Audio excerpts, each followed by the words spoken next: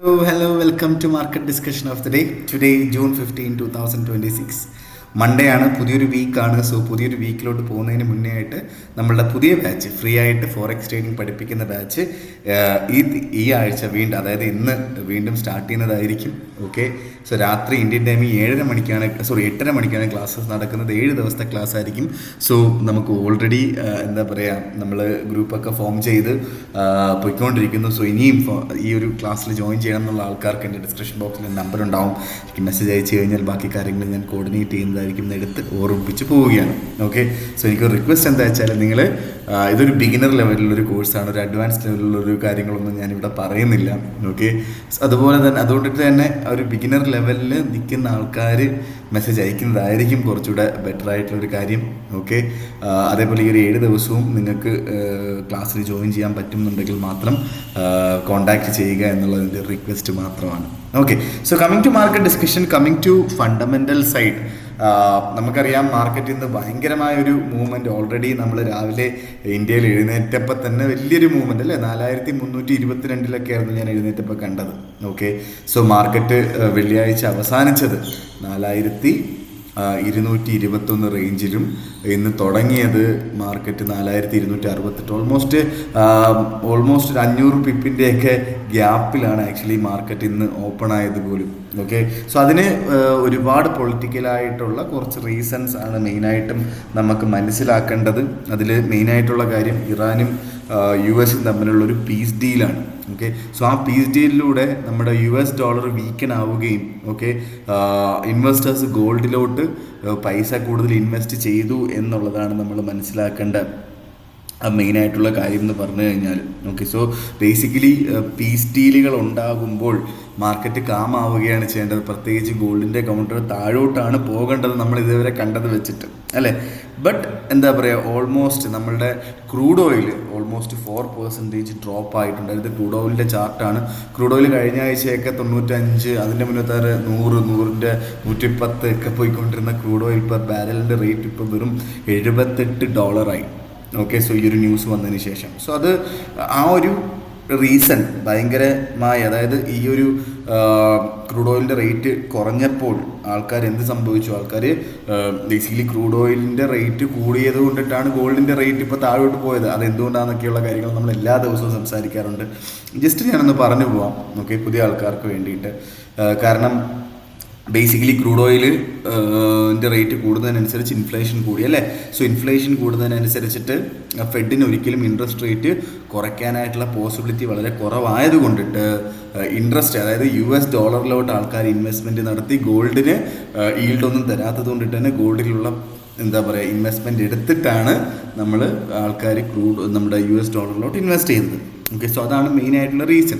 Okay, so നേരെ മറിച്ച് crude ഓയിലിൻ്റെ റേറ്റ് കുറഞ്ഞപ്പോൾ എന്ത് സംഭവിച്ചു, നമ്മുടെ എന്താ പറയുക നമ്മുടെ ഇൻട്രസ്റ്റ് റേറ്റ് കുറയ്ക്കാൻ പോസിബിലിറ്റി ഉണ്ട് എന്നുള്ള അനുമാനത്തിൽ ഇൻവെസ്റ്റേഴ്സ് എന്ത് ചെയ്തു, US ഡോളറിൽ നിന്നുള്ള ഇൻവെസ്റ്റ്മെൻറ്റ് എടുത്ത് സേഫായിട്ടുള്ള ഗോൾഡിലോട്ട് ഇൻവെസ്റ്റ് തിരിച്ച് നടത്തി എന്നുള്ളതാണ് ഇവിടെ നമ്മൾ മനസ്സിലാക്കുന്നത്. അതുകൊണ്ടിട്ടാണ് ഗോൾഡ് ഒറ്റയടിക്ക് ഇന്ന് രാവിലെ മുകളിലോട്ട് പോയത് എന്നുള്ളൊരു കാര്യം കൂടെ മനസ്സിലാക്കുക. സോ അതേപോലെ തന്നെ നമ്മുടെ സ്ട്രേറ്റ് ഓഫ് ഹോർമസിൻ്റെ റീഓപ്പണിങ്, അത് ഗ്ലോബൽ എനർജി പ്രൈസസിനെ കുറച്ചു ഒരു ലോങ്ങർ ടേമിലോട്ടുള്ള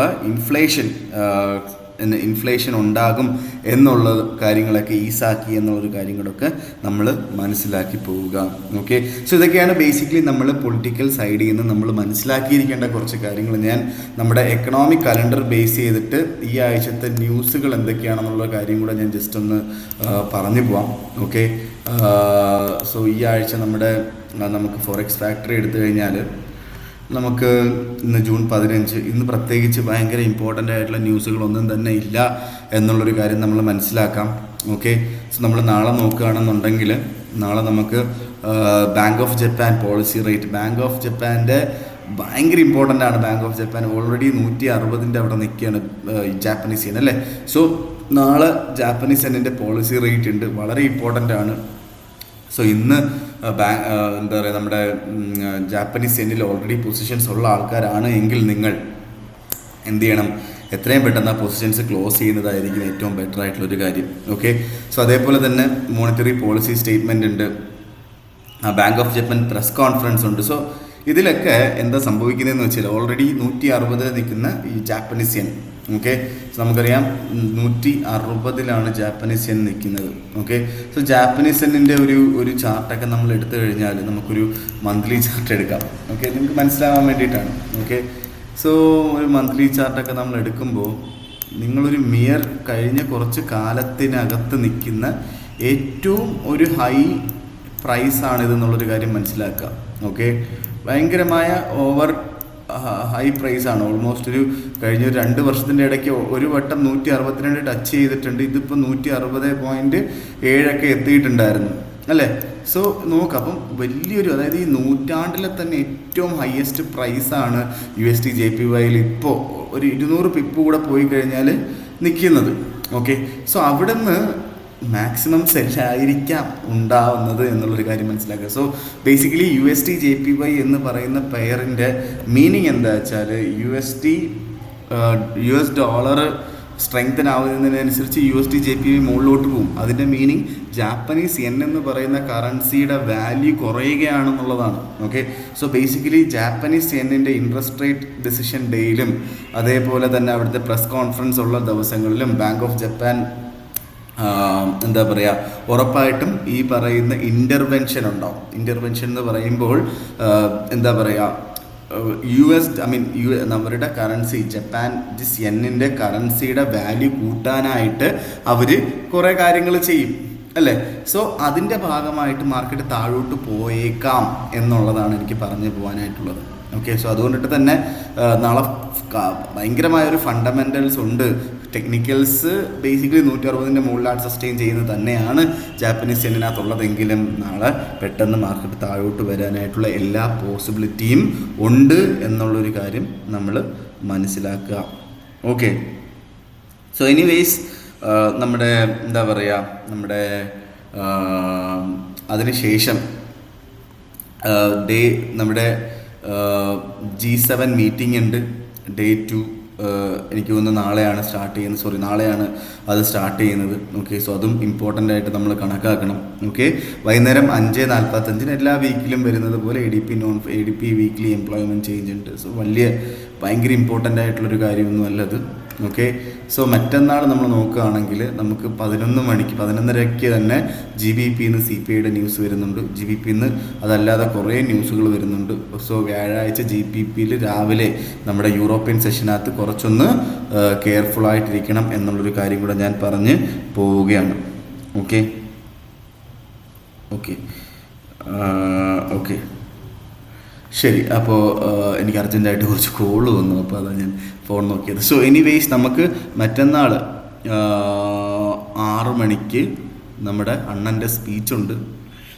ട്രംപ് അണ്ണൻ്റെ 7 മണിക്ക് ഡൊണാൾഡ് ട്രംപ് സ്പീക്സ് 7 മണിക്ക്. പുള്ളിക്കാരൻ എന്തൊക്കെയാണ് വിളിച്ച് പറയുന്നത് എന്ന് നമുക്കറിയില്ല. സോ മറ്റന്നാൾ 6 മണിക്ക് മുന്നേ ആയിട്ട് മാർക്കറ്റിൽ നിന്ന് മാറി നിൽക്കുക. പ്രത്യേകിച്ച് 6 മണിക്ക് നമുക്ക് റീറ്റെയിൽ സെയിൽസിൻ്റെ ന്യൂസ് വരുന്നുണ്ട്. സോ നമ്മൾ പറഞ്ഞിട്ടുള്ള എന്താണ്, റീറ്റെയിൽ സെയിൽസിൻ്റെ സമയത്ത് CPIയുടെ ദിവസം, GDP announcement, NFP non farm payroll, fed interest rate decision, ഈ ദിവസങ്ങളിലൊക്കെ മാർക്കറ്റിൽ നിന്ന് മാറി നിൽക്കണം. സോ ബേസിക്കലി റീറ്റെയിൽ സെയിൽസ് കഴിഞ്ഞ് അപ്പം തന്നെ ട്രംപ് അണ്ണൻ സ്പീച്ച് ഉണ്ട്. അത് വളരെ ഇമ്പോർട്ടൻ്റ് ആയിട്ട് കാണണം. വ്യാഴാഴ്ച 5 മണിക്ക് ശേഷം അല്ലെങ്കിൽ 5:30 ട്രേഡ് നിർത്തണം എന്നുള്ളൊരു കാര്യം കൂടെ ഞാൻ എൻ്റെ റെക്കമെൻഡേഷനായിട്ട് പറയുന്നു. ചെയ്യാതിരിക്കുക നിങ്ങളുടെ ഇഷ്ടമാണ്. ഓക്കെ, 7:30 മണിക്ക് നമുക്ക് പെന്നി ഹോം സെയിൽസിൻ്റെ ന്യൂസ് വരുന്നുണ്ട്. 8 മണിക്ക് നമുക്ക് ക്രൂഡ് ഓയിൽ സ്റ്റോക്ക് ചേഞ്ച് വരുന്നുണ്ട്. ഓക്കെ, അതേപോലെ തന്നെ 11:30 മണിക്ക് എന്താണ് ഏറ്റവും ഇമ്പോർട്ടൻ്റ് ആയിട്ടുള്ള, ഈ ആഴ്ചത്തെ ഏറ്റവും ഇമ്പോർട്ടൻ്റ് ആയിട്ടുള്ള ന്യൂസ് എന്താണ്, ഫെഡ് ഇൻട്രസ്റ്റ് റേറ്റും അതിനെ തുടർന്നുള്ള FOMC സ്റ്റേറ്റ്മെൻറ്റ്സും കോൺഫറൻസും ഒക്കെ, പ്രസ് കോൺഫറൻസും എല്ലാം നടക്കുന്നുണ്ട്. ഓക്കെ, സോ ബുധനാഴ്ചയാണ് ഈ ആഴ്ചത്തെ ഏറ്റവും ഇമ്പോർട്ടൻ്റ് ആയിട്ടുള്ള ദിവസം. കാരണം റീറ്റെയിൽ സെയിൽസും വരുന്നുണ്ട്, അതിൻ്റെ കൂടെ ഫെഡ് ഇൻട്രസ്റ്റ് റേറ്റും വരുന്നുണ്ട്. Okay, so very very important. And ഇതോടെ ഈ ഫെഡ് ഇൻട്രസ്റ്റ് റേറ്റിലൂടെയാണ് മാർക്കറ്റിൻ്റെ സ്ട്രക്ചർ ചേഞ്ച് ആകുന്നത് എന്നുള്ളൊരു കാര്യം നമ്മൾ പലവട്ടം കണ്ടിട്ടുണ്ട് അല്ലേ. സോ അതുകൊണ്ടിട്ട് ഈ ആഴ്ചത്തെ ന്യൂസ് വളരെ ഇമ്പോർട്ടൻ്റ് ആയിട്ട് നമ്മൾ നോക്കി കാണുകയും ചെയ്യണം. ഓക്കെ, വളരെ ഇമ്പോർട്ടൻ്റ് ആയിട്ട് നമ്മൾ ഈ ആഴ്ചത്തെ ന്യൂസ് നോക്കി കാണുകയും ചെയ്യണം.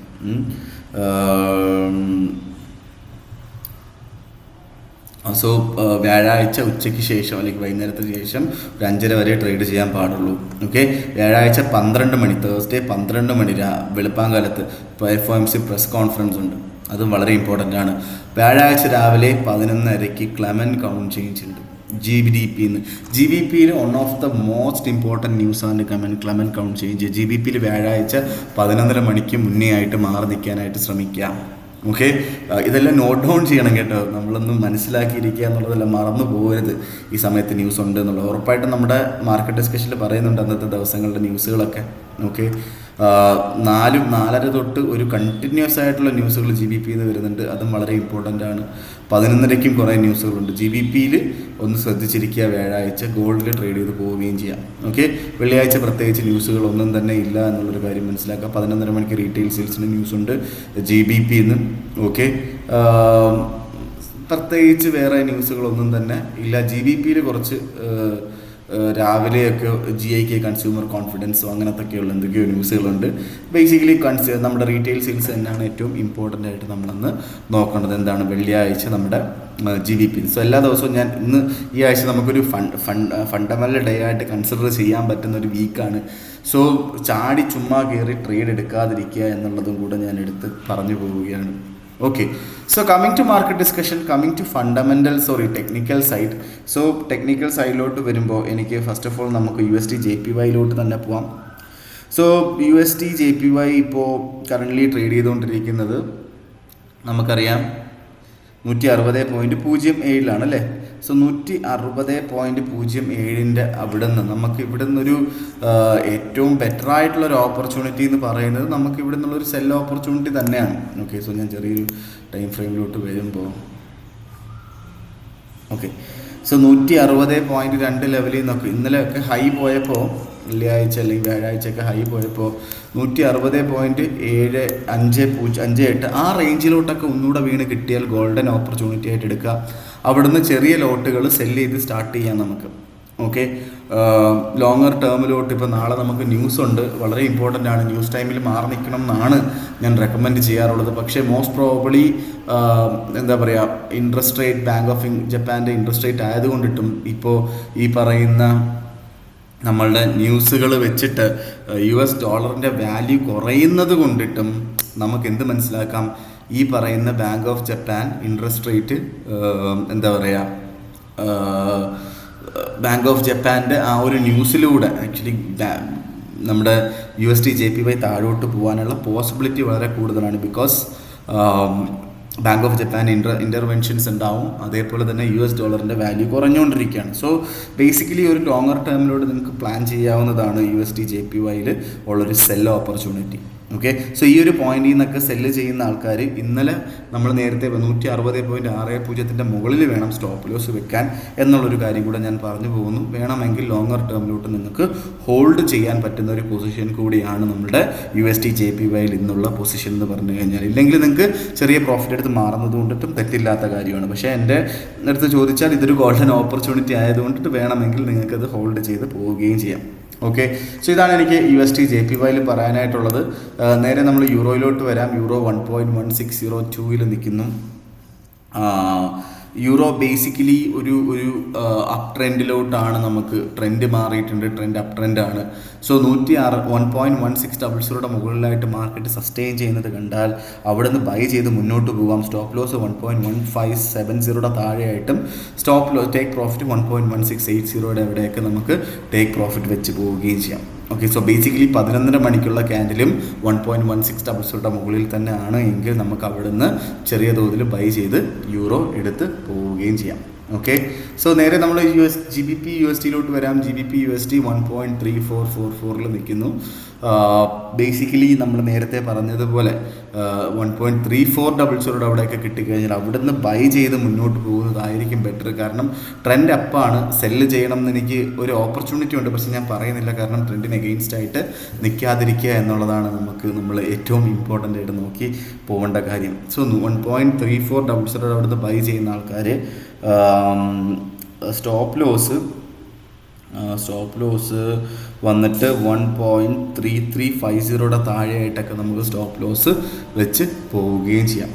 ഓക്കെ, നേരെ നമ്മൾ ഗോൾഡിലോട്ട് വരാം. Gold is very confusing today. I don't know where to take a buy and sell opportunity because ഭയങ്കര വലിയൊരു മൂവ്മെൻ്റ് ആണ്. ഇപ്പോൾ 4222 വെള്ളിയാഴ്ച അവസാനിച്ച ഗോൾഡ് 4267 സ്റ്റാർട്ട് ചെയ്തത്. സോ ഡെഫിനറ്റ്ലി ആ പറയുന്ന ഒരു ഗ്യാപ്പ് ഉണ്ടല്ലോ, ആ ഗ്യാപ്പ് ഫില്ല് ചെയ്യണം മാർക്കറ്റിന്, അല്ല അങ്ങനെയാണല്ലോ നമ്മൾ കണ്ടിട്ടുണ്ടല്ലോ. സോ ആ ഒരു ഗ്യാപ്പ് ഫില്ല് ചെയ്യുമോ ഇല്ലയോ എന്നുള്ളൊരു കാര്യം നമ്മൾ വളരെ എന്താ പറയുക ഇമ്പോർട്ടൻ്റ് ആയിട്ട് നോക്കിക്കാണണം. ഓക്കെ, സോ ബേസിക്കലി ആ ഫില്ല് ചെയ്യാനായിട്ട് മാർക്കറ്റ് ചിലപ്പോൾ ഒന്ന് താഴോട്ട് റീട്രേസ് ചെയ്ത് വരാം. ഓക്കെ, സോ ആ ഒരു സമയത്ത് അവിടുന്ന് വേണമെങ്കിൽ ബൈ ചെയ്ത് മുന്നോട്ട് പോകാം. 4220 4230 ലെവലിലൊക്കെ വേണമെങ്കിൽ ബൈ ചെയ്ത് മുന്നോട്ട് പോകാം. ഓക്കെ, ഇല്ലാത്ത പക്ഷം നമുക്ക് ഒന്ന് വെയിറ്റ് ചെയ്തിട്ട് US സെഷൻ അല്ലെങ്കിൽ യൂറോപ്പ് സെഷനും 4330 മുകളിലായിട്ട് കയറിയിട്ടില്ല. ഓക്കെ, അവിടുന്ന് സ്ട്രഗിൾ ചെയ്യാണ് എങ്കിൽ നമുക്ക് 4330 അവിടുന്ന് സെല്ല് ചെയ്തുകൊണ്ട് സ്റ്റാർട്ട് ചെയ്യുന്നത് കൊണ്ടും തെറ്റില്ലാത്ത കാര്യമാണ്. ഓക്കെ, സോ 4330 അവിടെ നിന്നൊക്കെ സെല്ല് ചെയ്യുന്ന ആൾക്കാർ അല്ലെങ്കിൽ കുറച്ചുകൂടി റീട്രേസ് ചെയ്ത് 4345 ലെവലിലോട്ടൊക്കെ വന്നാൽ നമുക്ക് എന്ത് ചെയ്യാം. സോ 4330 അവിടെ അല്ല 25 ഒക്കെ അവിടെ വന്നാൽ 4345 മുകളിലായിട്ട് സ്റ്റോപ്പ് ലോസ് ഇട്ടുകൊണ്ട് നമുക്ക് 4270 ലെവലിലോട്ടൊക്കെ നമുക്ക് ടേക്ക് പ്രോഫിറ്റ് എക്സ്പെക്റ്റ് ചെയ്യാവുന്നതാണ്. ഓക്കെ, സോ ബേസിക്കലി അതാണ് ആക്ച്വലി എനിക്ക് പറഞ്ഞു പോകാനായിട്ടുള്ള കാര്യങ്ങൾ. അല്ലെങ്കിൽ നമ്മളൊന്ന് ജസ്റ്റ് ഒന്ന് വെയിറ്റ് ചെയ്തിട്ടൊരു ട്രേഡ് എടുക്കുന്നതായിരിക്കും. കാരണം എന്നെ സംബന്ധിച്ചിടത്തോളം ഞാൻ ഇങ്ങനെ ഇത്രയും വലിയ മൂവ്മെൻ്റ് ഉള്ള ദിവസങ്ങളിൽ അല്ലെങ്കിൽ അതിൻ്റെ പിറ്റേ ദിവസങ്ങളിലൊന്നും ഞാൻ ട്രേഡിലോട്ട് ചാടി ഇറങ്ങാറില്ല. ഓക്കെ, സോ മാർക്കറ്റിനെ ഒന്ന് വെയിറ്റ് ചെയ്യും. നമുക്ക് എപ്പോഴും ഓപ്പർച്യൂണിറ്റി എന്ന് പറഞ്ഞുകൊണ്ടിരുന്നിട്ട് കാര്യമില്ലല്ലോ. നമുക്ക് പ്രോപ്പർ ഓപ്പർച്യൂണിറ്റി, നല്ല ഓപ്പർച്യൂണിറ്റിക്ക് വേണ്ടി വെയിറ്റ് ചെയ്യുന്ന ആൾക്കാരാണ് കൂടുതൽ പൈസ ഉണ്ടാക്കുന്നത്. ഓക്കെ, സോ കാരണം മാർക്കറ്റ് നല്ല രീതിയിൽ ഓടിയിട്ടുണ്ട്. സോ നല്ല രീതിയിൽ ഓടുന്ന ദിവസങ്ങളിൽ എനിക്ക് പേടിയാണ്, ഞാൻ മാർക്കറ്റിൽ ചാടി ഇറങ്ങാറില്ല. So just wait for the perfect opportunity and then execute your trade. ഇതാണ് എനിക്ക് നിങ്ങളുടെ അടുത്ത് പറഞ്ഞു പോകാനായിട്ടുള്ള ഒരു കാര്യം എന്ന് പറഞ്ഞു കഴിഞ്ഞാൽ. ഓക്കെ, സോ ഇതൊക്കെയാണ് എനിക്ക് ഇന്നത്തെ ദിവസത്തെ മാർക്കറ്റ് ഡിസ്കഷനിൽ പറഞ്ഞു പോകാനായിട്ടുള്ള കാര്യങ്ങൾ. നമ്മളുടെ ക്ലാസ്സിൽ ജോയിൻ ചെയ്യാൻ ഉള്ള ആൾക്കാർ എത്രയും പെട്ടെന്ന് രജിസ്ട്രേഷൻ ചെയ്യാം. ഓക്കെ, ലിങ്ക് ഉടനെ തന്നെ വിടുന്നതായിരിക്കും. അതേപോലെ തന്നെ നിങ്ങളുടെ ഫ്രണ്ട്സിനോടും ഫാമിലി മെമ്പേഴ്സിനും ഒക്കെ ക്ലാസ്സസ് അല്ലെങ്കിൽ ഫോറക്സ് ട്രേഡിംഗ് പഠിക്കണം എന്നുള്ള ആൾക്കാർക്ക് ഈ ഒരു വീഡിയോ റെക്കമെൻഡ് ചെയ്ത് കൊടുക്കുക, ലൈക്ക് ചെയ്യുക, കമൻറ്റ് ചെയ്യുക. ക്ലാസ്സിന് ജോയിൻ ചെയ്യണം എന്നുള്ള ആൾക്കാരുടെ അടുത്ത് നമ്മൾ പ്രത്യേകിച്ച് എൻ്റെ നമ്പറോ അല്ലെങ്കിൽ ഞാൻ കൊടുത്തിട്ടുള്ള നമ്പറോ സ്റ്റാഫിൻ്റെ നമ്പറോ ആരുടെയെങ്കിലും നമ്പർ കൊടുക്കുക, അങ്ങനെ ജോയിൻ ചെയ്യിപ്പിക്കുക. നമ്മൾ ഫ്രീ ആയിട്ടുള്ള ക്ലാസ് കൊടുക്കുന്നുണ്ട്. അതേപോലെ തന്നെ എല്ലാ ദിവസവും ഈ പറയുന്ന മാർക്കറ്റ് അപ്ഡേറ്റ്സ് നമ്മൾ പ്രൊവൈഡ് ചെയ്യുന്നുണ്ട്. ഈ ഇടയായിട്ട് നമ്മൾ കഴിഞ്ഞൊരു 1.5 മാസമായിട്ട് നമ്മൾ സിഗ്നൽസും പ്രൊവൈഡ് ചെയ്യാൻ കൊടുത്തിട്ടുണ്ട്. സോ കഴിഞ്ഞ ഒരു 1.5 മാസത്തെ നല്ല രീതിയിലുള്ളൊരു ഓവറോൾ നോക്കിക്കഴിഞ്ഞാൽ നല്ല രീതിയിലുള്ളൊരു പ്രോഫിറ്റ് നമുക്ക് ജനറേറ്റ് ചെയ്യാൻ പറ്റിയിട്ടുണ്ട്. ഓഫ് കോഴ്സ് കഴിഞ്ഞ ആഴ്ച മാർക്കറ്റൊക്കെ ഭയങ്കര വോളറ്റൈൽ ആയതുകൊണ്ടിട്ട് ഭയങ്കര ലെവലിലോട്ട് നമ്മൾ എക്സ്പെക്റ്റ് ചെയ്ത രീതിയിലുള്ളൊരു പ്രോഫിറ്റ് നമുക്ക് ജനറേറ്റ് ചെയ്യാൻ പറ്റിയിട്ടില്ല. ഡെഫിനറ്റ്ലി അത് നമ്മൾ എന്താ പറയുക ഈ ആഴ്ച മുതൽ കുറച്ചുകൂടെ റിഫൈൻ ചെയ്തിട്ടുള്ള രീതിയിലായിരിക്കും നമ്മൾ ട്രേഡ് എടുക്കുക. പ്രോപ്പറായിട്ടുള്ളൊരു റിസ്ക് ടു റിവാർഡ് റേഷ്യൂസ് ഒക്കെ വെച്ചിട്ട് ചെയ്യാനുള്ളൊരു പ്ലാനിലാണ് നമ്മൾ. ഓക്കെ, സോ എനിവേയ്സ് അതിൽ ജോയിൻ ചെയ്യണം എന്നുള്ള ആൾക്കാർക്ക് എന്നെ കോൺടാക്റ്റ് ചെയ്യാവുന്നതാണ്. ഓക്കെ, എൻ്റെ നമ്പരും കാര്യങ്ങളൊക്കെ ഞാൻ ഡിസ്ക്രിപ്ഷൻ ബോക്സിൽ കൊടുത്തിട്ടുണ്ട്. ഓക്കെ, അതേപോലെ തന്നെ നിങ്ങൾ ബ്രോക്കേഴ്സിനെ നോക്കുന്നുണ്ടെങ്കിൽ ഡെഫിനറ്റ്ലി എൻ്റെ അടുത്ത് മെസ്സേജ് അയയ്ക്കുക. ഞാൻ നല്ല ബ്രോക്കേഴ്സിനെ റെക്കമെൻഡ് ചെയ്ത് തരാം. അങ്ങനെയാണ് എങ്കിൽ ഡയറക്റ്റ്ലി നിങ്ങൾക്ക് നമ്മുടെ സിഗ്നൽ ഗ്രൂപ്പിൽ ഫ്രീ ആയിട്ടുള്ളൊരു എൻട്രി നിങ്ങൾക്ക് കിട്ടുന്നതായിരിക്കും. നമ്മുടെ ബ്രോക്കേഴ്സിലാണ് നിങ്ങൾ ട്രേഡ് ചെയ്യുന്നതെങ്കിൽ. അത് മാത്രമല്ല ആ ഒരു ബ്രോക്കർ റിലേറ്റഡ് ആയിട്ടുള്ള എന്ത് ഇഷ്യൂസ് ഉണ്ടെങ്കിലും ഡയറക്റ്റ്ലി എന്നെ കോൺടാക്ട് ചെയ്യാൻ നിങ്ങൾക്ക് ഞാനൊരു ബിസിനസ് ഡെവലപ്മെൻറ്റ് മാനേജറായിട്ട് നിങ്ങൾക്ക് ആക്ട് ചെയ്യുകയും ചെയ്യും എന്ന് പറഞ്ഞുകൊണ്ട് ഇന്നത്തെ ദിവസം മാർക്കറ്റ് ഡിസ്കഷൻ ഞാൻ കൺക്ലൂഡ് ചെയ്യാണ്. മാർക്കറ്റ് ഡിസ്കഷനായിട്ട് നമ്മൾ നാളെ കാണുന്നത് വരെ എല്ലാവർക്കും ഗുഡ് ബൈ.